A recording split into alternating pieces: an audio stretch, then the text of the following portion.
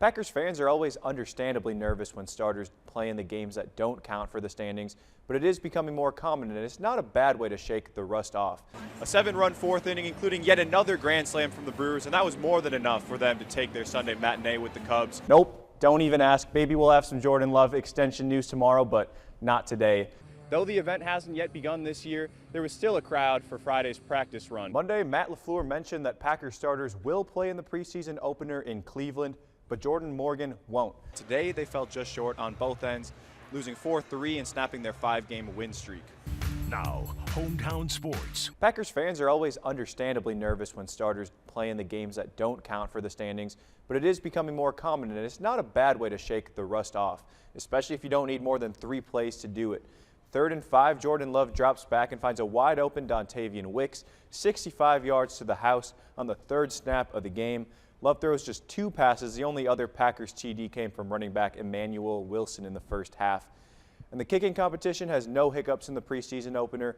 Anders Carlson goes 2 for 2, and Greg Joseph makes his lone attempt. The Packers beat the Browns 23-10. I liked it. I mean, that was the goal we wanted. It was on point. The Brewers hope to keep the runs coming, 40 runs and 4 wins over their last 4 games. But the pitchers in this one have other ideas. Tobias Myers on the hill. He has the league's 3rd best ERA over the past 2 months. Picks right up and strikes out the side to start. Myers then strikes out 5 of the next 11 batters for a career high 8 strikeouts through only 4 innings. He throws 7 1/3 scoreless innings on 99 pitches and leaves with 9 Ks and a standing ovation from the Milwaukee crowd.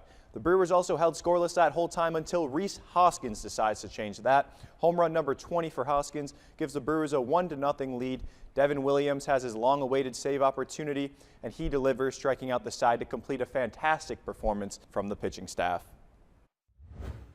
That's what I'm here for, to watch. The Brewers wrap things up with the Reds tomorrow, looking for another sweep. The Brewers are also just a couple games out of first place in the National League. Would be just the 3rd time in franchise history they earned the top spot. That's all for sports. Well, the sport may be one of Wisconsin's oldest, but this weekend marks the first ever WIAA state championship in girls lacrosse. 2 familiar foes, University School in Milwaukee and Kettle Moraine, will battle it out, but this time it'll be for the inaugural title. We could definitely have history of probably winning the first ever championship in Wisconsin and showing that we are able to hold our own and we should get the recognition. It's a new WIAA sanctioned sport, but I think at the end of the day it's really because I want to win with this team. We lost to this team prior in the season, and I think that we've worked so hard, and I think the girls really deserve it. Girls and boys lacrosse were both sanctioned by the WIAA last year for the first time. Kettle Moraine and USM emerged from a field of 36 teams around the state and have a lot at stake in the finals. The deal was we get to state, the hair comes off, we win state, I get a tattoo. USM did win 2 of the previous 3 titles as part of the Wisconsin Lacrosse Federation, while Kettle Moraine's would be the school's first. The matchup takes place on Saturday at 1 p.m. in Sun Prairie. At University School in Milwaukee, David Go, CBS 58 Sports. Well, Christian Yelich's latest back flare-up could cost him the rest of the season. Yelich left yesterday's game with a back trouble, and he's meeting with a specialist tomorrow to decide if he'll need surgery. But no matter the decision, it is a tough blow for the Brewers, who are eyeing to win an NL Central title.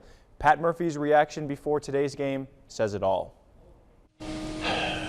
You know, I don't know if he's leading baseball in hitting. Brewers and Cubs, the final time they'll meet in the regular season this year, and the crew battled back to tie it thanks to Bryce Terang, who keeps coming up big in key moments. Willie Adames scores, and then William Contreras. Man, this is a big hit because he's been struggling as of late.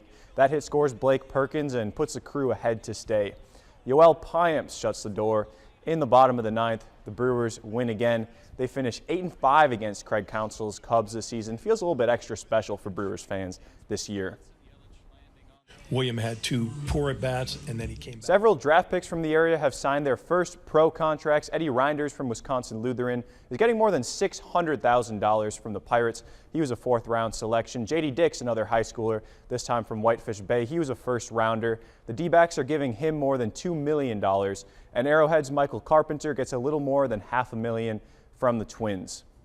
Nope, don't even ask. Maybe we'll have some Jordan Love extension news tomorrow, but not today. What we do have, though, is 3 full days of training camp in the books, a time where players settle in and leaders start to emerge. Xavier McKinney is feeling right at home in the green and gold after 5 seasons with the Giants, and he thinks of himself as a leader, but maybe not the leader of the defense coming in. Yeah, well, I think I'm Devin Williams pitched an inning for the Nashville Sounds on Wednesday. One scoreless inning with 2 strikeouts gets Devin that much closer to a big league return. Brewers could use him in the bullpen right now. That's all for sports.